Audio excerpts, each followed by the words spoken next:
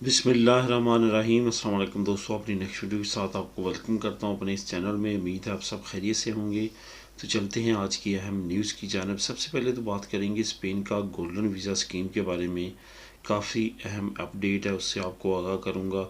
उसके बाद स्पेन में एक मरतबा फिर ख़तरे की घंटी क्यों कर बजी है और इसके क्या रिज़ल्ट्स आ रहे हैं और किस तरह से हमें एहतियात करने की ज़रूरत है, इस पर बात करेंगे।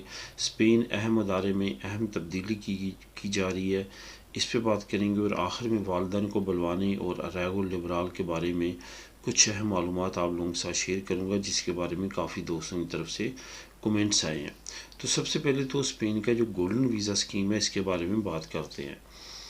गोल्डन वीज़ा स्कीम शायद बहुत सारे दोस्त इसके बारे में जानते हैं और शायद कुछ दोस्त इसके बारे में नहीं जानते, क्योंकि कुछ दोस्तों की तरफ से ऐसे कमेंट्स आते हैं जिसमें वो ये जानने की कोशिश करते हैं कि अगर हम स्पेन में इन्वेस्टमेंट के ज़रिए आना चाहें और यहाँ पे डायरेक्ट आके पीआर लेना चाहें तो टोटल कितने एक्सपेंसेस आते हैं, हमें टोटल कितना ख़र्चा करना पड़ेगा, तब हम यहाँ पे स्पेन में डायरेक्ट आके पीआर ले सकते हैं। असल में गोल्डन वीज़ा स्कीम जो है ये ना सिर्फ स्पेन बल्कि पूरी यूरोपीय यूनियन ने इसका आगाज़ किया था और हर मुल्क ने इंडिविजुअली अपने अपने मुल्क में इस स्कीम को लॉन्च किया था। दुनिया की जो फेमस गोल्डन वीज़ा स्कीमें रही हैं और सस्ते तरीन रही हैं वो पुर्तगाल की, माल्टा की, साइप्रस की और ग्रीस की रही है। ये ममालिक वो थे जहाँ पे बहुत कम रकम में आप गोल्डन वीज़ा स्कीम के ज़रिए इन ममालिक की पीआर ले सकते थे। पीआर लेने के बाद आप अपनी फैमिली को अपने साथ लीगल कर सकते हैं, आप तमाम वो सहूलतें एंजॉय कर सकते हैं जो कि एक सिटीज़न करता है। यही वजह है कि इसकी काफ़ी ज़्यादा जो है वो डिमांड बढ़ी और वो लोग जो कि दुनिया में अमीर तरीन थे वो अपने अपने मालिक के साथ दूसरे मालिक का भी पासपोर्ट रखना चाहते थे या कम अज़ कम रेजिडेंट कार्ड रखना चाहते थे। उन्होंने इस स्कीम में बढ़ चढ़ के हिस्सा लिया। मुख्तलिफ ममालिक की डिमांड मुख्तलिफ थी, जैसे पुर्तगाल में 2 लाख तक यूरो तक भी इन्वेस्टमेंट करें तो गोल्डन वीज़ा स्कीम मिल जाता है। इसी तरह माल्टा भी काफ़ी सस्ता था और साइप्रस भी काफ़ी सस्ता था। आहिस्ता आहिस्ता ये बड़े हैं और अब भी यही ममालिक सबसे सस्ते हैं, लेकिन स्पेन भी जो यूरोपीय यूनियन है इनके जो 5 ममालिक है उनमें 5वें नंबर पर स्पेन आता है। कभी ये चौथे पे आता है, कभी 5वें पे, यानी कि इसकी भी अच्छी खासी डिमांड है। इसमें जो कम से कम इन्वेस्टमेंट है वो 5 लाख यूरो है अगर आप प्रॉपर्टी में करते हैं। अगर आप 5 लाख यूरो का कि घर लेते हैं या 2 घर लेते हैं या कोई भी किसी तरह की प्रॉपर्टी ख़रीदते हैं, तो आप अगर इन्वेस्टमेंट करते हैं स्पेन में तो उसके प्रूफ आपने देने हैं कि एक तो वो लीगल पैसा है, आपका ज़ाती पैसा है। दूसरी बात ये कि आपने वो इन्वेस्टमेंट की है, वो आपकी होम कंट्री से ट्रांसफ़र हुआ वो आपके अकाउंट में और आगे वो तमाम प्रोसीजर चलता है, आपके लॉयर के ज़रिए एप्लीकेशन दी जाती है और उसके बाद आपको गोल्डन वीज़ा स्कीम से नवाजा जाता है। ये जो गोल्डन वीज़ा स्कीम है इसकी रिपोर्ट शाया की गई है कि यूरोपीय यूनियन में किन ममालिक में गोल्डन वीज़ा स्कीम जो है वो बड़ी कामयाबी के साथ चल रहे हैं। उसमें स्पेन जो है वो चौथे से 5वें नंबर पे और 5वें से चौथे कभी तीसरे नंबर पे आता है। इसकी सबसे बड़ी वजह यही है कि स्पेन में एक तो एटमॉस्फेयर अच्छा है, टेम्परेचर अच्छा है, दूसरा हिस्टोरिकल कंट्री है, तीसरा ये कि इतनी ज़्यादा जो है वो डिमांड नहीं है 5 लाख यूरो, क्योंकि जर्मनी और फ्रांस और दूसरे जो शेंजन स्टेट्स हैं उनकी डिमांड बहुत ज़्यादा हाई है गोल्डन वीज़ा स्कीम से रिलेटेड। वो लोग जो इन्वेस्टमेंट के ज़रिए और बड़ी इन्वेस्टमेंट के ज़रिए डायरेक्ट स्पेन की पीआर लेना चाहते हैं, परमानेंट रेजिडेंसी लेना चाहते हैं, उनके लिए ये स्कीम इंतहाई मौजू है। इसका लिंक आपको नीचे लिंक नंबर 1 में मिल जाएगा। आप क्लिक करके इस रिपोर्ट को ख़ुद भी रीड कर सकेंगे और मज़ीद मालूमात जान सकेंगे। इसके बाद आप बात करते हैं स्पेन में ख़तरे की घंटी की। स्पेन में एक मरतबा फिर कोरोना वायरस के केसेस बहुत ज़्यादा तेज़ी के साथ बढ़ रहे हैं।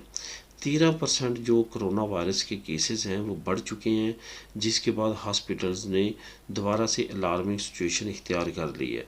ये याद रहे कि कोरोना वायरस के 2 साल के लगातार इफेक्ट्स के बाद अब जैसी दुनिया ओपन हुई है, टूरिज़्म जो है वो पीक पे है, दुनिया मूव हुई है एक कंट्री से, एक इलाके से दूसरे इलाके की तरफ, तो कोरोना वायरस दोबारा से फैलना शुरू हो चुका है। हालांकि ये समर सीज़न है फिर भी 13% तक जो कोरोना है उसके असरात बढ़े हैं। आगे विंटर में ख़तरात मज़ीद बढ़ सकते हैं। इस वजह से बहुत ज़्यादा एहतियात करने की ज़रूरत है। वो लोग जिन्होंने एक एक साल वैक्सीन लगवाए हुए हो चुका है, हो सकता है कि हुकूमत अनकरीब उनके लिए दोबारा वैक्सीन लगाने का ऐलान करे और उनको दोबारा से वैक्सीन लगवाना पड़े। यही वजह है कि हुकूमत इसके बारे में काफ़ी प्लान कर रही है और मुख्तलिफ़ तरह के तजज़िये जो हैं वो सामने आ रहे हैं। हो सकता है कि मेडिसिन की सूरत में इसकी बाकायदा तौर पे ट्रीटमेंट शुरू हो, लेकिन अभी तक वैक्सीन पे ही इन्हिसार किया जा रहा है और वैक्सीन सर्टिफिकेट्स पे ही इन्हिसार किया जा रहा है। इस वजह से जो इस वक्त सिचुएशन है उसके मुताबिक यही है कि वैक्सीन लगवाने का कहा जा सकता है और कुछ एरियाज़ में वैक्सीन लगानी शुरू कर दी गई है दोबारा से।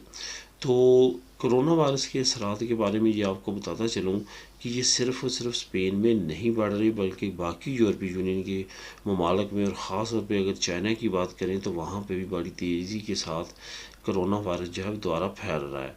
ये कब तक कंट्रोल होगा, किस तरह से इसको रोका जा सकेगा, इसकी वैक्सीन मज़ीद कितनी इफ़ेक्टिव साबित होगी, इसकी मेडिसिन कब आएगी, यानी करीब अपडेट्स आप लोगों के साथ शेयर करूँगा।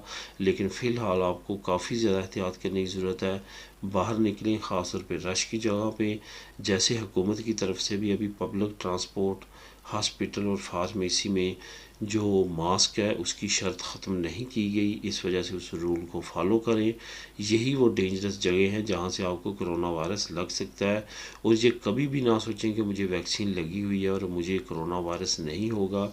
बहुत सारे लोग ऐसे पाए गए हैं जिनको वैक्सीन लगवाने के बावजूद कोरोना वायरस हुआ है। अफेक्ट इतना ज़्यादा तेज़ नहीं होता, लेकिन कोरोना वायरस दोबारा से लग सकता है।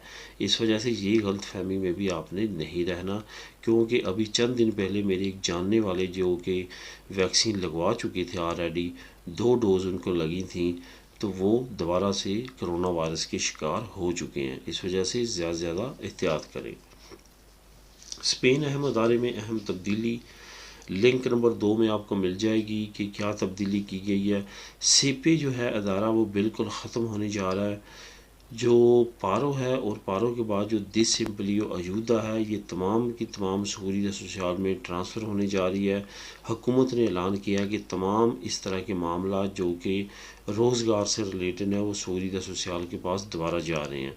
ये याद रखें कि सेपे बनने से पहले भी ये तमाम मामला जो थे वो सहूलियत सोशल ही देखता था, लेकिन उसके बाद बाकायदा तौर पे रोज़गार से रिलेटेड जो भी काम था, जो भी अमदादें थी, अयूदा थी, पेंशन थी, ये तमाम मामला सेपे को ट्रांसफ़र कर दिए गए थे और एक नया अदारा क्रिएट किया गया था जो कि सहूलियत सोशल के अंडर काम करता था। लेकिन अब इस अदारे को दोबारा से ख़त्म करने जा रही है हुकूमत। सेपे को ख़त्म करके इसको ज़म कर दिया जाएगा सहूलियत सोशल में, और सहूलियत सोशल ही तमाम मामलात को देखेगी और उसके बाद सेपे से कोई भी किसी तरह की मदद आवाम नहीं ले सकेगी। इस वजह से आने वाले वक्त में सहूलियत सोशल से अपडेट्स मज़ीद आएंगी इससे रिलेटेड। वालदैन को बुलवाने और रैगो लिबराल के बारे में कुछ अहम मालूमात आप लोगों के साथ शेयर करूँगा। एक दोस्त ने वालदैन को बुलवाने के बारे में ये कहा है कि मैं अपने वालदैन को किस तरह बुलवा सकता हूँ, मेरे पास नेशनलिटी है, क्या प्रोसेस है। वो शायद इंडिया से हैं, तो उन्होंने ये भी कहा कि इंडिया में जो है वो कितनी फ़ीस है, क्या चीज़ें हैं। तो फ़ीस के बारे में तो आपको हर मुल्क पे वेरी करता है, उसकी करेंसी की वजह से भी। ये तो आपको बाकायदा तौर पे अब जो स्पेन की एम्बेसी है दिल्ली में या कौंसलेट है, उससे आपको रब्ता करके तमाम या उनकी वेबसाइट से मिल जाएगा। जहाँ तक बात है वालदैन को बुलाने की, यहाँ पे तो वो इतना ज़्यादा मुश्किल नहीं है। वालदैन को आपने कहा कि आप विज़िट वीज़े पे बुलाना चाहते हैं, तो विज़िट वीज़ा ही उनके लिए मौजू रहेगा, क्योंकि बाकी जो प्रोसेस है वो काफ़ी ज़्यादा लेंथी है। और अमूमन तौर पे जो स्पेनिश एम्बेसीज़ हैं वो टाल मटोल से काम लेती हैं उनको जो परमानेंट कार्ड देने में, क्योंकि उनको मालूम है कि ये जाने के बाद वहाँ पे अपनी औलाद के साथ रहेंगे। असल किस तरह लोग करते हैं, असल में ये करते हैं कि इनविटेशन लेटर जो है वो यहाँ से नेशनल पुलिस से इशू करवाने के बाद भेजते हैं।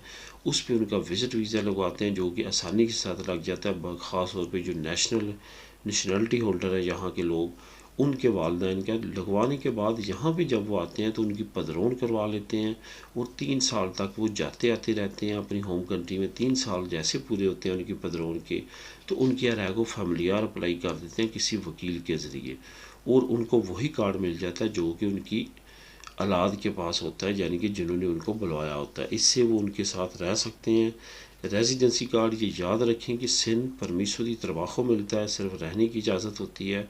उस पर अब वो सारे के सारे आप पे डिपेंड करते हैं जब आप इस परमिशो को अप्लाई करते हैं। तो ये तो वालदैन को बुलाने का तरीका है और आसान तरीका है विज़िट वीज़े पे बुलाने के बाद उनको रेगो फैमिलियार दिलवाने का। जहाँ तक बात है रेगो लिबराल के बारे में, रेगो लिबराल जो है इसके बारे में काफ़ी लोग जो हैं वो शशोपंज का शिकार हैं। कुछ लोग जो हैं वो ये समझते हैं कि रेगो लिबराल जो है वो नया कानून आने के बाद इंतहाई आसान हो चुकी है। ये याद रहे कि इंतहाई आसान नहीं हुई। इनको भी मालूम है कि लोग इतनी बड़ी तादाद में अब रेगो लिबराल क्यों अप्लाई कर रहे हैं। इस वजह से ये बहुत ज़्यादा डिले का शिकार कर रहे हैं आपको, जिसकी वजह से क्या होता है कि आप खुद ही थक जाएं और इस प्रोसेस को छोड़ दें। अदरवाइज़ बहुत बड़ी तादाद जो है वो लोगों की अब अप्लाई कर चुकी है, जो यही चाहती है कि 6 महीने हम आल्टा चलाएँ और उसके बाद हम रेगो लिबराल के ज़रिए डॉक्यूमेंट लें। तो उम्मीद यही है कि अनकरीब जो नई रिफॉर्म्स आएंगी इमीग्रेशन कवानीन में, उसमें मज़ीद बेहतरी आएगी और मज़ीद काम को फास्ट कर दिया जाएगा। मिले नेक्स्ट वीडियो में नई इन्फॉर्मेशन, नई न्यूज़ के साथ।